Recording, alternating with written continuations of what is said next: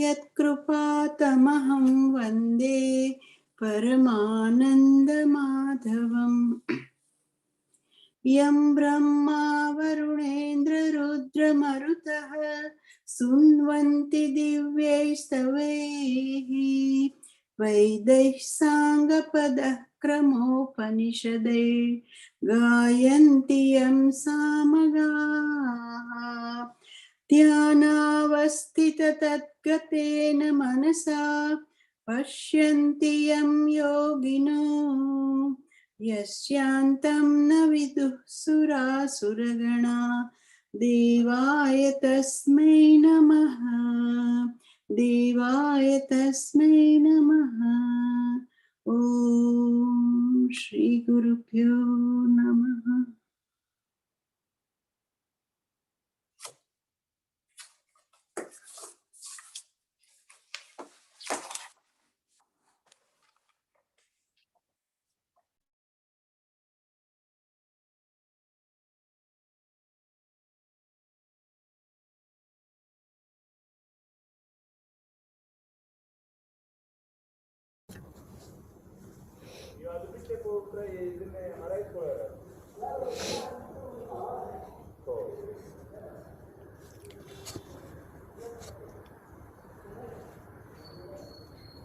ॐ नारायणः परो व्यक्तात् अण्डमव्ययसम्भवम् अण्डस्यान्तस्त्विमे लोकाः सप्तद्वीपा च मेदिनी। ॐ सहनाववतु सहनौ भुनक्तु सह वीर्यङ्करवावहै तेजस्विनावधीतमस्तु मा विद्विषावहै।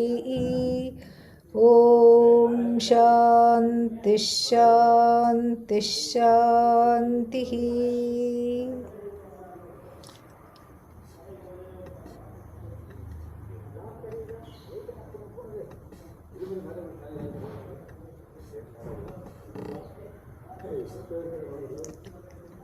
Bhashya here takes a very pointed and an interesting turn and gives a lot of arguments which I'm going to summarize so that you have, so that we don't get lost in the Sanskrit and the Bhashya, so that you have the arguments at hand.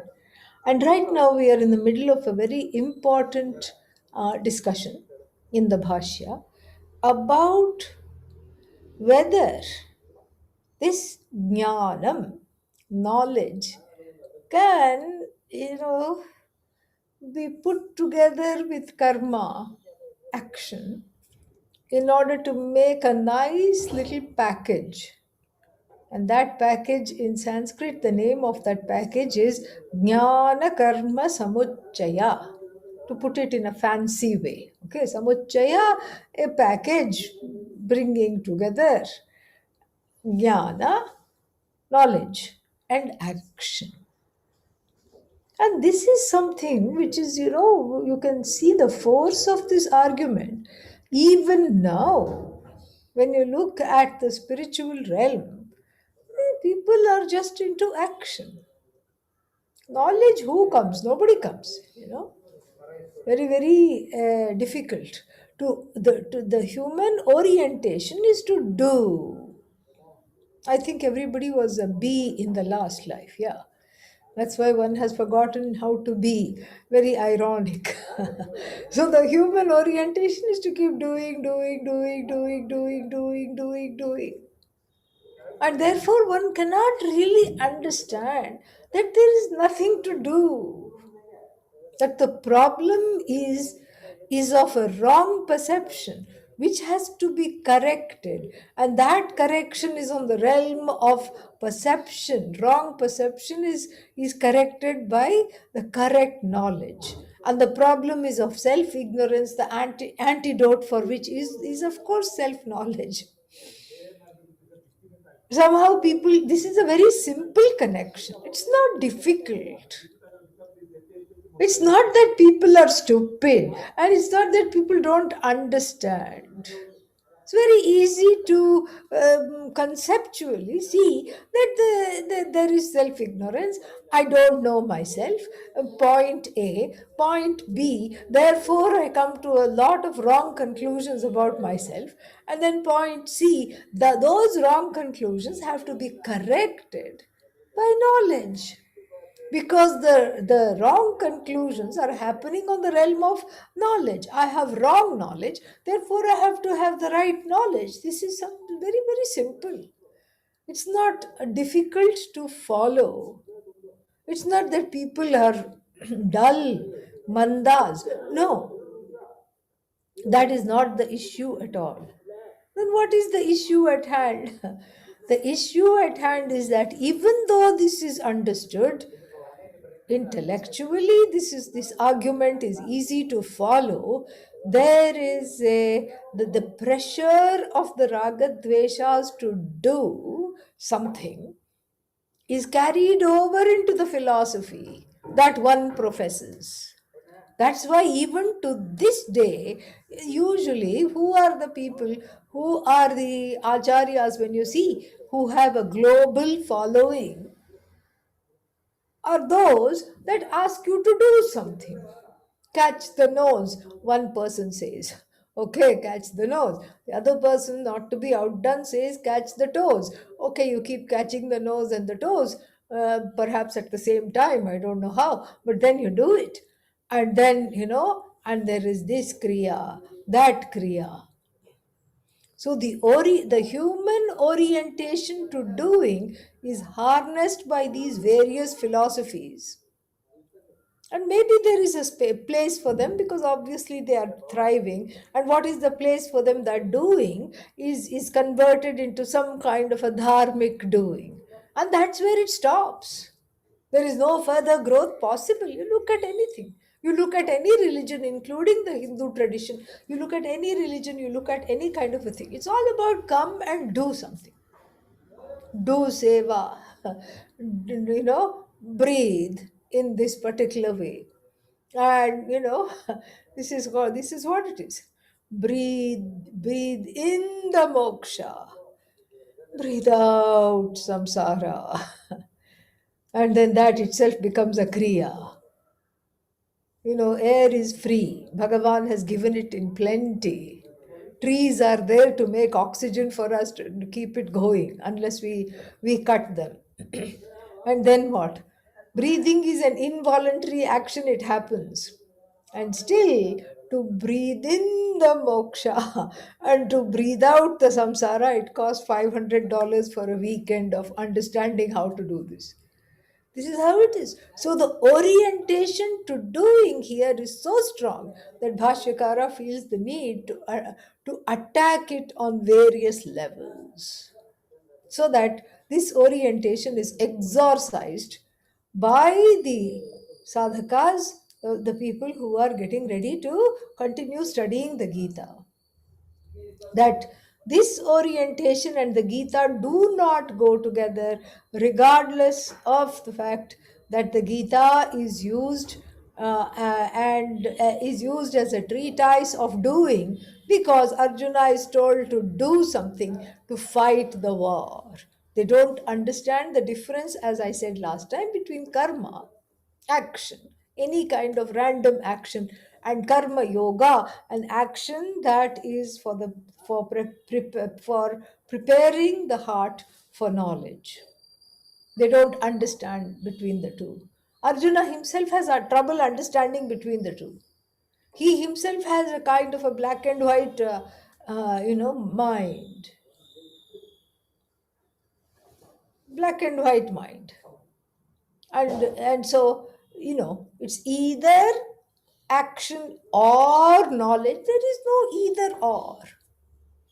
If you have a strong orientation towards doing, and you're not ready to take up a life of knowledge, then please harness the doing into a mode of preparation so that the contemplative self, which is latent in everyone, the compassionate self, the non reactive self, the contemplative self, rises above all these ragadveshas and quietly sits to listen to the knowledge. This is all about mental preparation through action.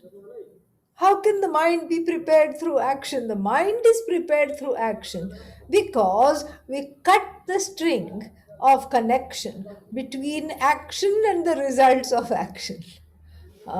This is the key. How? Because usually, if it is just karma, this is the difference between karma and karma yoga. Okay, so if it is just karma, what happens? Why do you do any action? You do the action in order to gain some result, is it not? Yeah. Otherwise, who will do any action? No one. You do the action in order to gain the result of action. So, bhogaya karma. Karma is for bhoga, not for yoga. Karma is for bhoga. Bhoga means conspicuous consumption. You want the result of action, and then you say, okay, I'm going to do karma. All right, no problem. This is just, and that is what catches you into the samsaric loop, because the result of action that comes, they could be favorable to you or unfavorable to you. Favorable means what? They go along with what you want. That's all. Unfavorable is the opposite of that. You don't get what you want. And in either case, it makes you, it harnesses you into more action. So if you get what you want, then you want to retain what you have, and then you unleash more actions of protecting that. You buy a house, oh, you wanted a house, you put a bid on it, and your bid was accepted. Ah, I have a house. Now I have to protect it. I have to have fire insurance, flood insurance, earthquake insurance, this insurance and that insurance. And in all the insurances, one particular insurance was forgotten, and then the roof caved in, finished. And then they said, we are very sorry, this is not covered by your policy. Finished. So you see, you have to unleash more actions, and then you have to keep the house up. You may not care what the house looks like, but then just in case you have to sell it, so small crack, you see, you have to get it patched up, you have to do something, you keep doing. And okay, let's say you didn't get the house. When the result of action is unfavorable, then what? Then also you keep on unleashing more actions in order to get another house, etc., etc. This is what is samsara. And this state of affairs keeps going and going and going after the life is over also. And the force of the desires which call for action make one take on a kind of a body in which those desires can come out and play. That is why it says in the Bhagavad Gita, take Bhagavan's name at the end of the life. Let that be your desire, so that you will have a you will have a this thing, you will have a human birth, and you will have the chance to study. And then what? And then people say, oh, last minute I have to take the name of the Lord. Why should I take it now?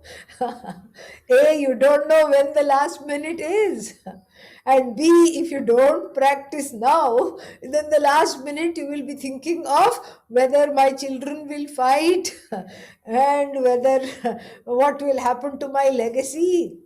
Oh no, my stomach is paining, my head is hurting, more morphine, please. That will be the last, that will be the last words, you know. But then the Indians, the Hindu people are very, very clever. They try to find some loopholes. Yeah. Because, they name their children Rama and Krishna. so that at the last minute they can call out to their offspring and still get into this, and then, what should I say, qualify to have taken the name of Bhagavan. Does it work? Well, maybe. But then the Krishna, the one who is called Krishna, it has got a pet name, Kittu, and only that will come at the last minute. And Bhagavan wonders, Mahavishnu wonders. My name is not Kittu, and should we give this fellow his due or not? Lakshmi says, let it go. Kittu is you, Bittu is you, everything is you. So it doesn't matter. Let it go. Bittu is another common pet name. Okay, yeah. If Kittu dominates South India, Bittu dominates North India. Okay, yeah. So this is also Kittu, Bittu doesn't matter. It's all you only. So no problem, no problem. So Vishnu, yeah, you have a son called Vishnu. And then what if in South India, Vishnu Vichu it becomes. And so like this, so Vichu or Bichu, everything. Bichu means scorpion, okay, yeah. So it doesn't matter what you call your offspring, it is still Bhagavan's name. And then that is why people name after Bhagavan, because then at the last minute, even if you take your child's name, yeah, you squeeze in to the human life in the next life, or you go to Swarga, whatever it is. And so like this, people have their investment for the next life. But however, back to Adi Shankara's Bhashya here, which is very, very animated here, extremely animated. And so let's summarize what he's going to say, and so that we can move on to understanding the Bhashya for this particular verse. So the first thing he wants to dismantle the connection dismantle the wrong connection that people have made between action and knowledge. That there is somehow a wonderful partnership, that moksha can be gained through action, is something that is dismantled by him completely. Because what does action give? Result of action. Why not moksha comes? Moksha is not a result of action. Oh, really? Yes, really. But why is not moksha a result of action? Because if moksha were to be a result of action, then moksha would be a product of action, and a product is finite. Any product is finite. Anything that you can get with your efforts, meaning action, anything that is born of some kind of a human effort is what is finite. And what is moksha? That which is you, infinite, limitless. We don't even know the meaning of limitless. We think limitless means that which hangs around for a long time in time. That is not the case. That is not the case. That which hangs around for a long time within the time space matrix is not that we what we refer to as limitless. Limitless means time wise unfettered, space wise unfettered, object wise unfettered. And what is one's life? Fettered. It's the opposite of that. And so therefore this infinite cannot be a product. Because if infinite has a birthday and every year you wish infinite happy birthday to you, dear infinity, then one is gone. I mean, there is no hope, because that which is born is going to be gone. And Bhagavan Krishna is going to say that as much. Jatasya hi dhruvo mrityuhu, that which is born is going to be gone. So if that which is limitless, which you are after, is going to be born and gone, then what is the difference? May as well hanker after, marriage, children, job, all the other pursuits in life. There is no difference between that pursuit and moksha as a pursuit. This is what Adi Shankara points out. Moksha is considered a pursuit. This is where the problem comes. Why is moksha considered a pursuit? Because one doesn't know this, that moksha is not a pursuit. That moksha is one's own nature. In the beginning, the orientation is not there to understand. Therefore, we have fourfold pursuits: dharma, artha, kama, moksha. But moksha is an as though pursuit because it is already your nature. But it is a pursuit because you don't know it, and that's why it is. You have to find a teacher. You have to have a computer. This is Vedanta in the age of pandemic. Then you have to have high speed internet, and then you have to log on. So in that sense, it's a pursuit. But then it is your own nature being unfolded. Very strange. You want to know about yourself, but then you log on to a stranger who you have never met and then you listen to them. Very interesting. This is what also happened to Pujya Swamiji. He went to Belgium, and there, there was one man who had come to Rishikesh. He said he had a small, he was a, he was having a yoga studio, and he was having a small following of people to whom he was teaching yoga. So when we went there, the Pujya Swamiji thought, oh, it will be just some yoga people and a few other people. He asked, shall I put some flyers and advertise it? Yes. But oh, how mistaken we were, because when we went there, it was a huge auditorium. 350 people showed up to listen to Swamiji, they had never met. And then they all showed up, and Swamiji began his talk by saying, look at the lure of the self. And I think the topic of that that weekend's talk was something like being oneself, or something like that, discovering oneself, something like that. Look at the lure of the self. In order to know yourself, you have come to listen to a stranger. That means a lot. Come to listen to a stranger. What do you want to know? You. And then why do you have to come to me? In order to know you. What an interesting paradox. That's why it's a pursuit. Because this particular aspect of it is, I don't know who I am. And so it's not that I don't know myself completely. I know myself partially. I have partial knowledge of the I. I am, yes, check. That I know I am. No problem. I exist. I am self evident. Yeah, that's a stretch, but yeah, what does that mean? That means that if I ask the question, are you here? You will have to say yes. That is technically put, that is called self evident I. ठीक है, okay, I'm there. But please don't ask the next question, what is your nature? Because if you ask that question, then I will have to say, how much time you got. How much time do you have? It is said that Einstein had this habit of keeping on talking about his theories to anybody he met, especially theories that were not working, and he was working through them. It was so difficult and everything like that. And whenever his friends saw him, they ducked under behind a bush, and they would kind of skulk off because being caught by him. On one winter morning, one hapless friend happened to cross his path, and then Einstein, being used to people running away from him, caught hold of his overcoat button. He had a big overcoat button so that he would not run away. And he kept on talking, kept on talking.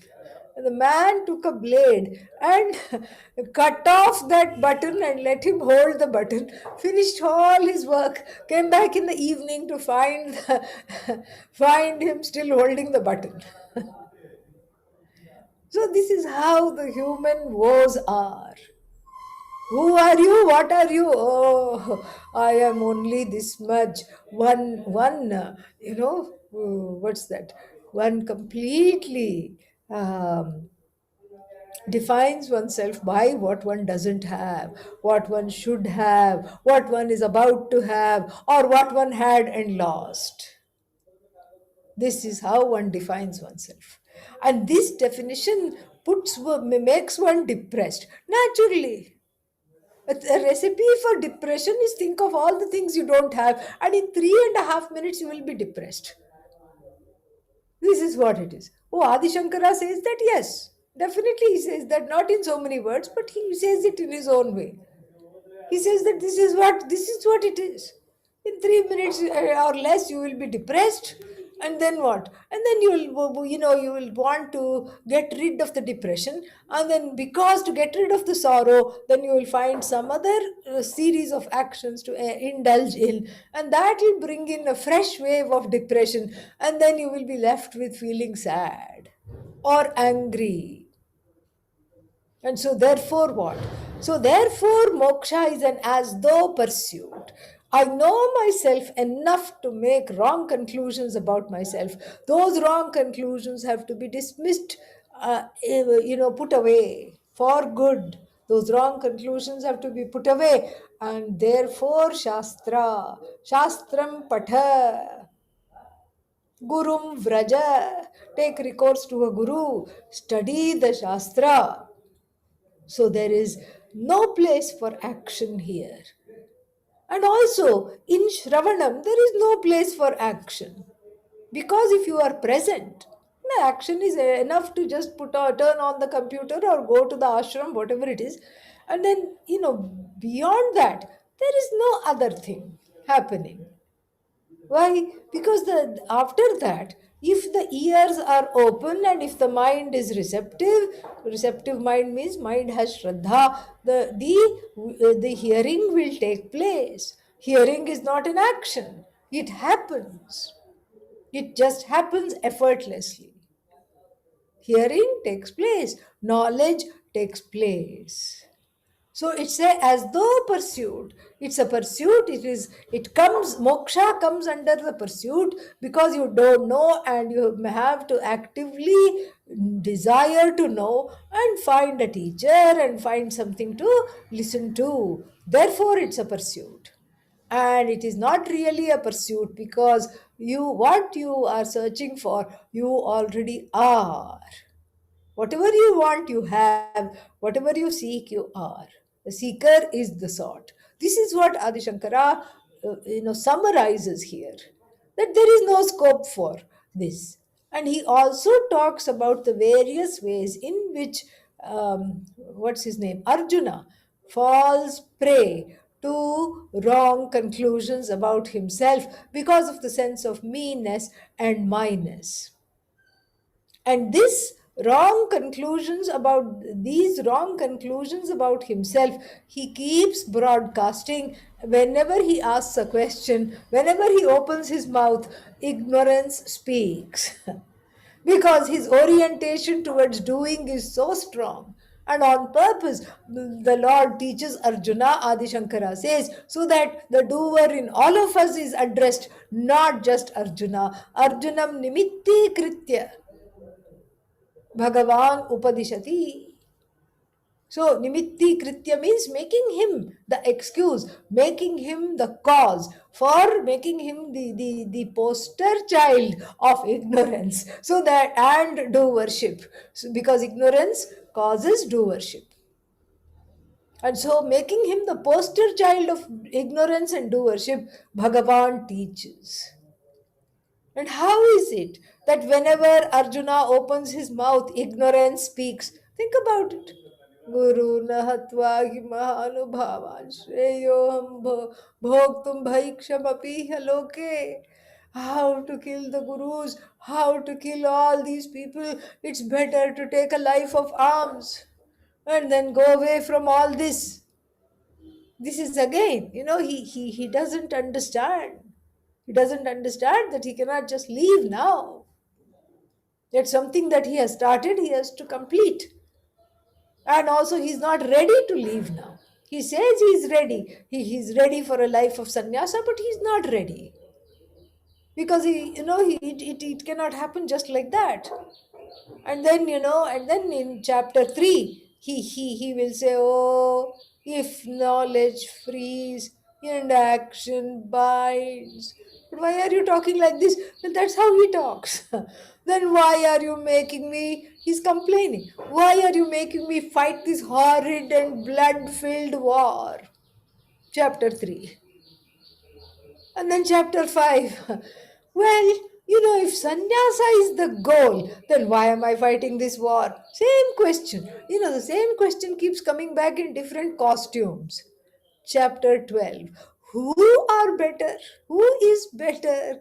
The people who know you as without form and without shape, without name, or people who worship you with form and with name. Again, between sannyasis and, he's just between jnanis and ajnanis, who is better? What a question.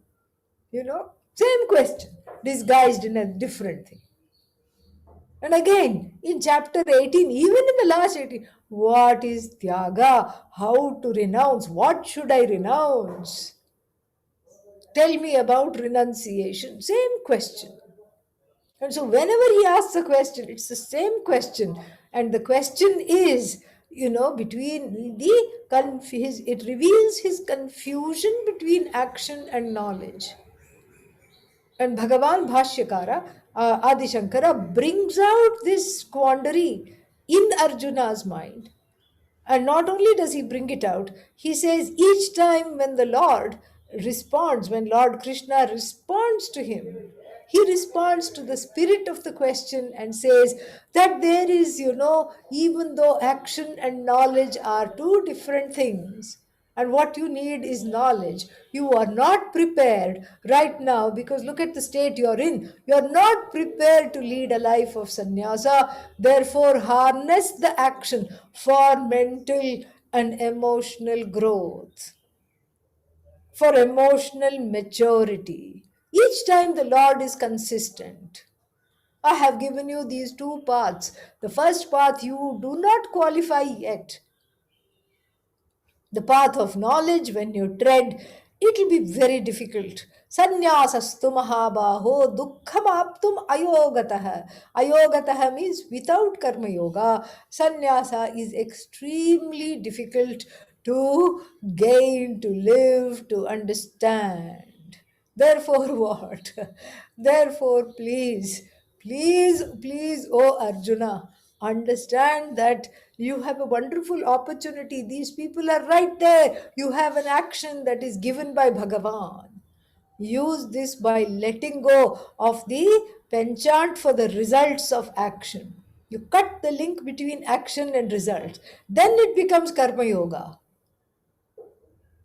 Do not hanker of the results of action. How to cut the link? Just say that the results of, just understand that the results of action come from the Lord, not from you. Famous verse in the Bhagavad Gita, which is going to come in the second chapter only. And what is that?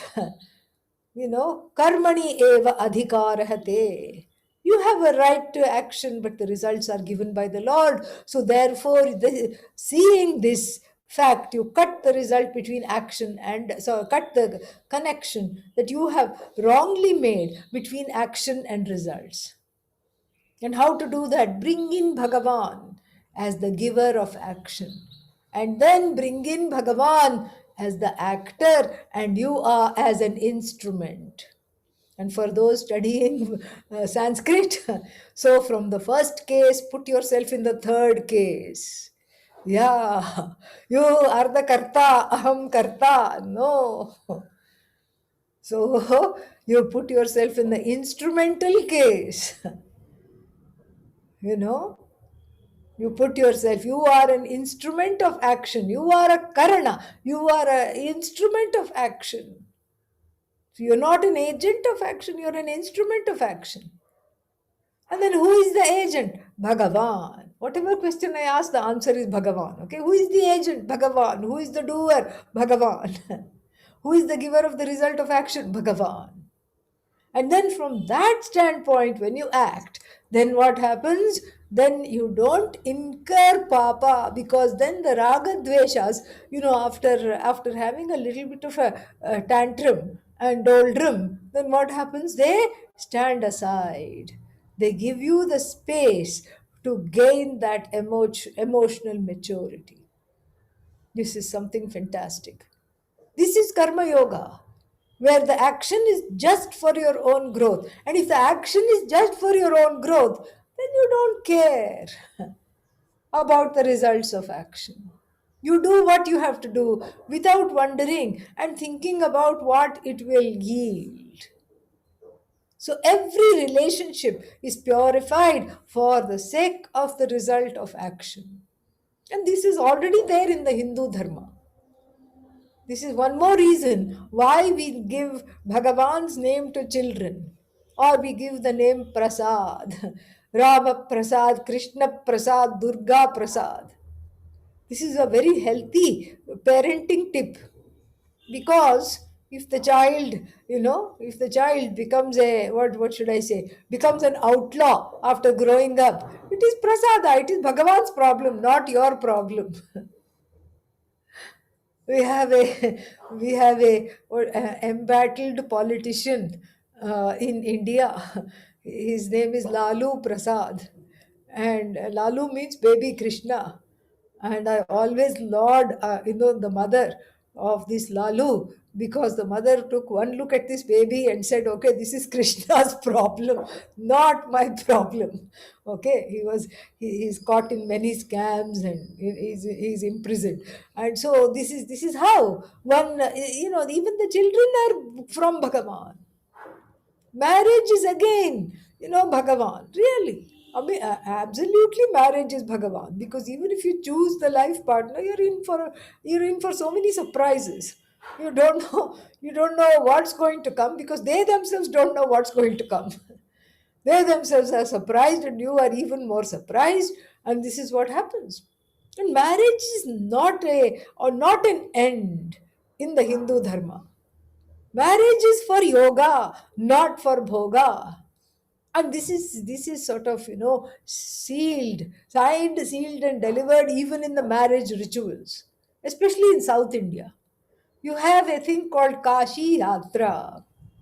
Kashi Yatra means that the groom who decides to marry, the marriage is already in full swing, and before the bride is brought out to the mantapa, the place where the sanctified place where the marriage is going to take place under an awning, before the bride is brought out, the groom has a change of heart, and the groom says, I ain't going to marry your daughter.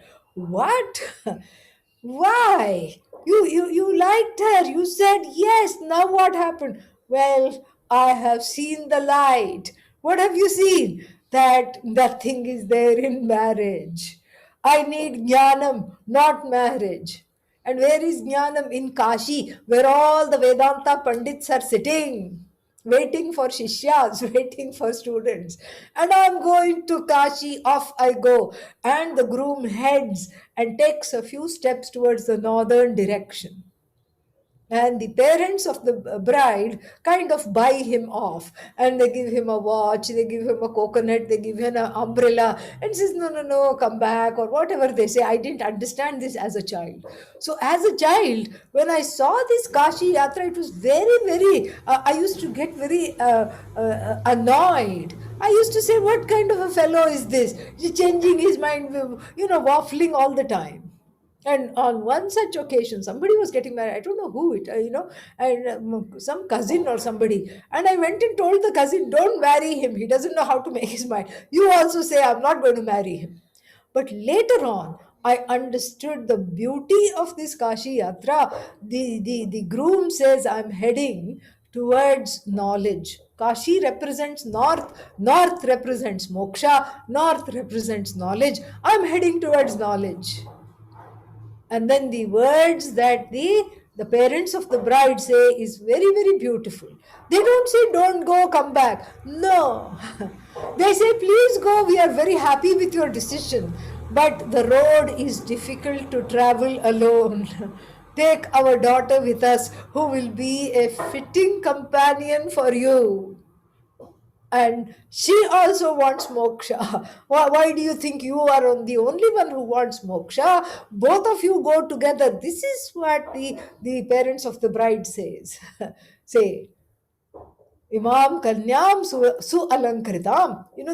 Take this bride with you, take our daughter with you, and then please go to Kashi together. That is why they take 7 steps together. This is what it is. All the 7 realms in all the 7 lokas, we will be together and we'll do this together. We'll do the pursuit together. This is the beauty of it. This is the beauty of the Hindu marriage. Marriage is a means for preparing for moksha. And marriage is not the end. And as I have said many times, if marriage is the end, it will end. Marriage is a means to an end. It is so that you grow. And how much do you grow in the marriage? You grow till you outgrow the need for the marriage. That in the Hindu tradition is a successful marriage. A successful marriage is that which you have outgrown the need for. And you see this with, elderly, you see this with the grandpas and the grandmas living in India. No grandpa that I know has ever said, I think we need to spend more time together.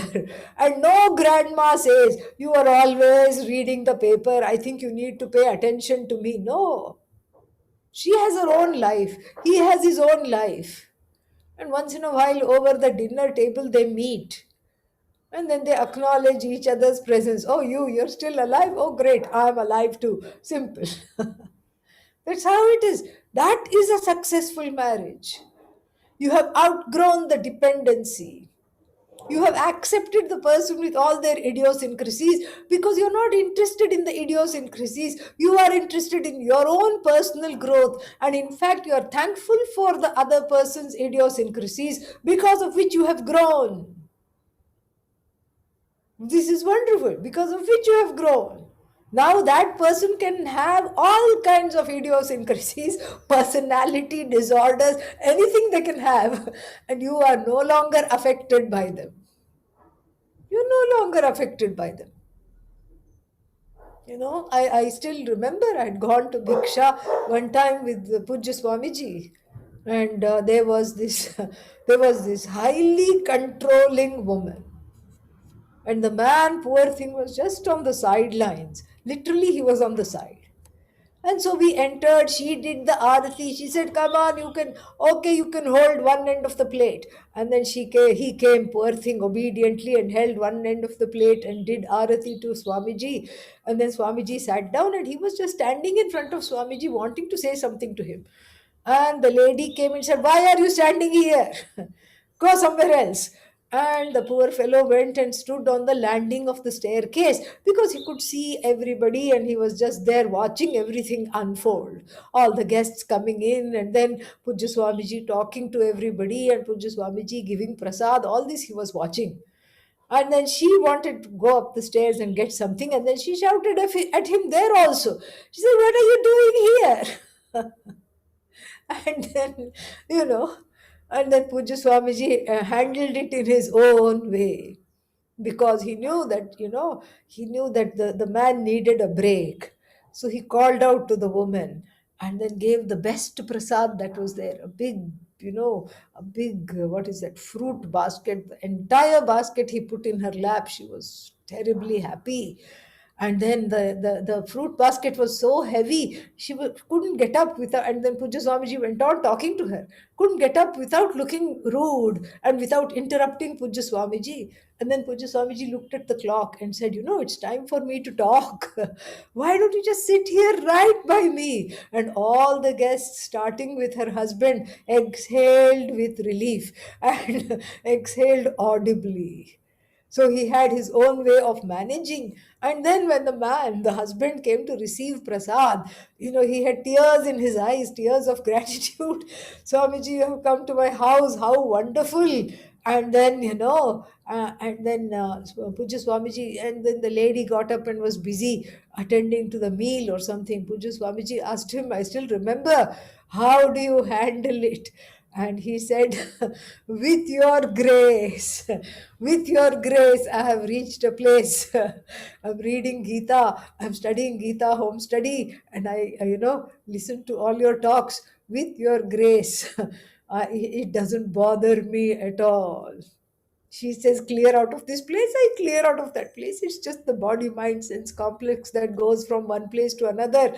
I am with you. I am in your heart always. You are in my heart. Nothing bothers me. Amazing. That is a successful marriage, really. Even though there is a controlling woman, he's grown to the place of being unperturbed. And this is what Bhashyakara talks about, relentlessly laying bare the difference between action and knowledge, and how the only choice that one has is to harness our actions in order to prepare for this beautiful treat of knowledge, which doesn't happen without preparation. Knowledge needs preparation. For everything there is a preparation, correct? If you want a PhD, you can't just go from KG to PhD. You can't. You need to have a high school degree, then you need to go to college, then you say, okay, I will do a PhD. But all of Arjuna's questions, as Adi Shankara points out in this very terse bhashya, in this very extended bhashya, which I am summarizing, all his questions are as follows: should I go to get should I get my high school degree, or should I go for a PhD? What a choice! This is Arjuna's question. What a choice! Without high school degree, how are you going to get a PhD? So therefore, Bhagavan Krishna says, you need to get a high school degree. Therefore, fight this war. Fighting the war is the high school degree that will prepare you for the PhD, which is you as limitless, you as actionless, you as free of sorrow. This is not a choice. Should I should I eat this or that, like, and Adi Shankara gives another, what should I say, age appropriate, time sensitive example. And what is the example? The Vaidya, the Vaidya diagnoses pitta. Pitta means too much bile in the body, meaning too acidic. The body is too acidic. You have to make it more alkaline. How are you going to do it? I mean, Ayurveda is three-fourths diet. In fact, the diet is the medicine. So, how are you going to do this? Well, this is how you are going to do this. You eat a few sweet things. And acidic means hot. The body is full of rashes. You eat a few cooling things. And then you don't ask the doctor, which should I eat sweet or should I eat cooling things? This is not a choice. First you eat the sweet things, then you eat the cooling things. I think it's the other way around. First you eat the cooling things and bring down the acidity, and then you eat the sweet things. You don't say, which should I choose? And this is the example that Bhashyakara gives. And so, therefore, even though action and knowledge are light years apart and they have nothing to do with one another, they have everything to do with one another, in the sense that action prepares the mind for knowledge, and 9/10 is preparation, 1/10 is knowledge. Because what you are seeking is what you already are, and it's a process of self discovery that cannot be had without emotional maturity. And this point has to be drilled again and again and repeated. Bhashyakara says, you haven't heard the last of me, you will hear me again as the verses of the Gita unfold. He threatens. This is a threat. And I'm going to come back to this point again. I'm not done. See you again on the same thread in chapter 3 and chapter 4, he keeps saying.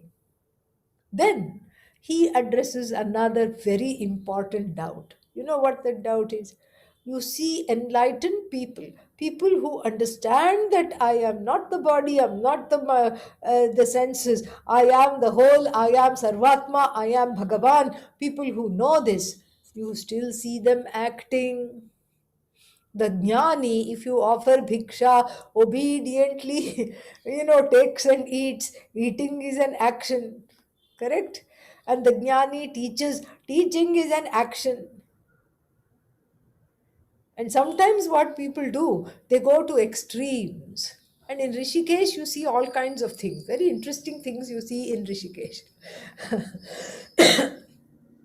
All the babas on the wayside. And one such Baba was surrounded by women, 4 or 5 women. And then they said he's so enlightened that he forgets to eat. And we have to just feed him. He doesn't even know how to eat. And even if you put food in his mouth, he just dribbles and drools, all of it comes out. How disgusting. But anyhow, I was just going to the to the Gita Press bookstore where all these rare books you can get with Bhashya and everything. You have to cross this bridge. So this Lakshman Jhula, it's called. You have to cross this bridge. So then on the bridge, these kinds of people are sitting at the entrance to the bridge. And so this Baba is surrounded by women. The women have cloths to wipe his face when he dribbles the food. And then they constantly keep on feeding him. And then very nicely he turns his head and then he takes the food from this woman's hand. And then and then nicely, obediently he turns his head this side, takes the dal and rice from this woman's hand. Constantly he's eating. So he can afford to, to spit some of it out, giving the impression that he's hardly eating. And he looked to be a bada Mahatma, big size wise, and he looked very well fed and nothing was wrong. And yet they kept saying, please give money because he doesn't eat and he's so enlightened that he has no body consciousness. If you have no body consciousness, you should not turn and take the bite and chew. All this should not be there. So you don't need to go to that extent. You can eat. Bhashyakara says, thank God, Bhashyakara has now given permission to eat. So therefore I can attend the next Gita class, because if I gain knowledge, doesn't mean I should stop opening my mouth to talk or to eat. Jnani talks, Jnani eats, Jnani does karma. Sometimes the Jnani does karma that benefits the whole universe, like Rama, like Krishna himself. So many actions that Rama did. Stepped on the stone, and Ahalya, who was a poor woman who was under a curse, came out of that stone, released from that stone. Stone means what? It was some kind of an ailment, like some kind of there is a medical condition, scleroderma, and where everything tightens up and one is actually petrified like a stone. So maybe she had that kind of an ailment, and then so the grace of Rama's foot on her and her own karma allowed that spell to break, and she was healed like this. He did so much karma. And then you see kings like Janaka. Bhashyakara brings in that, and he says you see kings like Janaka who also did a lot of karma. And seeing this, people are confused. Because if jnana and karma are not going together at all, why is the jnani sleeping, eating, drinking, going here, going there, teaching, writing books? All these things. These are all actions. Well, Adi Shankara says yes, they are actions, but they are badhita karma. Badhita karma, technical term for sublated actions. Actions without the actor.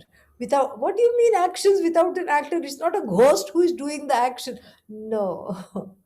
It's not a ghost. It is a person in the body mind sense complex with the name who is doing the action, with the name, with the form, who is doing the actions. But Since the jnani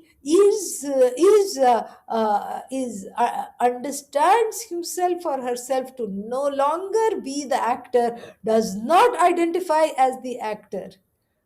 So many things happen. First, the results of action do not accrue to him or her because karma, as the spoof, has been broken. The spell of karma and results of karma has been broken the moment the jnani stopped identifying as an actor.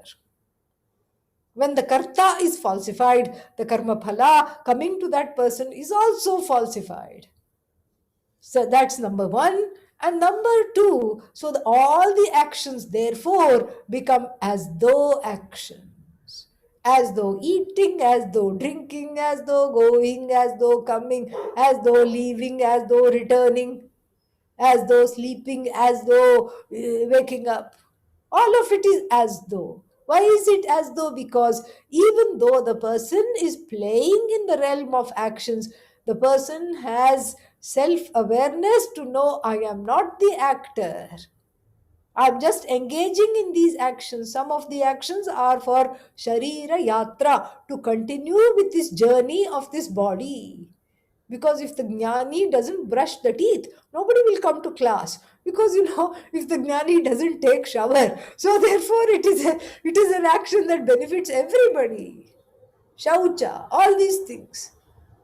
And the jnani eats to survive. Sharira Yatra, as long as the body is there, okay, you eat, you drink as much as is needed to survive. So therefore, those actions are either for Sharira Yatra, to continue with this body, because this body is given, so I take care of it. Or the second kind of actions performed by the jnani are for Loka Sangraha. Loka Sangraha means to benefit a wide variety of people. Seva. Seva actions. Teaching is also seva, to benefit people. That is why the actions are done. That is the only reason the actions are done. It's just amazing. So don't bring in the jnani and say, oh, he or she is also engaging in action, so must not be a jnani. No. These are badhita karmani. These are, these are sublated actions, negated actions. Negated by knowledge, because the actions are there, but there is no actor. There is only an as though actor who is in tandem with Bhagavan, and the actions are kind of happening. Because there is no desire to accrue the results of action, and therefore the actions are pure, freed from wanting something. They are freed of the force of the desires. Very beautiful. And a very persuasive argument Bhashyakara makes and brings, and that brings us to the conclusion of this whole portion of this Bhashya, which I decided not to read one by one, because I decided to just summarize the argument. Why? Because the same arguments, as Bhashyakara himself points out, will come back again and again. We will be revisiting this revisiting this again and again. So then, we come to this bhashya, we come to this part of the bhashya which is worth looking at, which is what, he concludes, he summarizes. Tasmat Gita Shastre Ishan Matren Api Shrautena Smartena Va Karmana Atmajnanasya Samuchayah न केनचित् दर्शयितुं शक्यः. Tasmat, therefore, Gita Shastre, in the Shastra which is called the Gita, Ishat Matrena Api, not even in the slightest bit, Shrautena Smartena Va Karmana, even a little bit of karma enjoined either in the Shruti or the Puranas, atmajnanasya samuchayah. Even the combination of self knowledge with even a little bit of karma is not enjoined either in the Shruti or the Smriti, and nobody can show that in the Bhagavad Gita, that there is a combo. the combo of action and knowledge. No, this is, so he says that he says this is, this is not something that is sanctioned by the Bhagavad Gita. And then he gives another very powerful example. Why the jnani is free of the results of action, even though they may be performing action. So he gives the example of one doing Agnihotra. Agnihotra is a kind of a fire ritual done by all married people. From the day of the marriage, the husband and the wife sit together and do this. So then let's say he was an Ajnani. This is just a hypothetical example. Okay. So the Ajnani collected the twigs. The Ajnani lit the fire. The Ajnani warmed up the ghee on the terrace by the sun. And then the Ajnani brought the ghee. The Ajnani dipped the chamas. Yes, that's what it's called. That's how we have the Hindi word chammach. This is chamas. So chamas means spoon, that ritual spoon. Ajnani dipped the chamas into the ajya, the ghee, and the Ajnani poured the ghee into the fire. And as this was happening, let us suppose, he understood, OMG, what am I doing? All this is a spoof. What is this? OMG. But then, out of the compassion of his heart, he decides to complete the Agnihotra. So the next time he dips the chamas and then he pours, this is Bhashyakara's example, he pours it into the fire. It's a different person internally that is pouring the next time. What is the difference? Yathacha swargadi karmarthinah. So first he was interested in swarga, etc., desiring to attain heaven. Agnihotradi kama sadhana anushtaya ahitagnehe kamye eva agnihotradau pravrittasya. So then what happened? So this person started the Agnihotra, desiring to attain heaven, intends to perform the Agnihotra, which enables this fellow to realize this goal of Swarga, etc. So while engaging in this Agnihotra, the desire for heaven, etc., ceases to exist. Sami krite vinashte api kame. All the desires for swarga, to get a better life, etc., cease to exist. So when that happens, tadeva agnihotradi anushtitaha api natat kamyas, the natat kamyam agnihotradi bhavati. Then, after gaining this knowledge, what am I doing? Why is this important? Who cares about heaven? It's all here and the now. The person is enlightened mid ahuti. The person is enlightened, and then what happens? The person says, and then Adi Shankara says, this is no longer a kamya karma. This cannot qualify as a kamya karma anymore, because the karma itself is not there. Karma is there without karma. Beautiful example. Wonderful example. And then what does that do? That's how kurvan api na lipyate, the Lord Krishna says, even though these people are doing the karma, they are not affected by the results of action. They are not affected by the action. They are not disappointed if things don't go their way. They are free. They were already free. They continue to be free. And so saying, he launches into the Bhashya for the 11th verse, and after this opening Bhashya, and that we will see next week. Om Purnamadah Purnamidam Purnat Purnamudachyate Purnasya Purnamadaya Purnamevavashishyate. Om Shanti Shanti Shanti. Harihi Om Shri Gurubhyo Namaha. Harihi Om. Good night, good morning. May you all be well.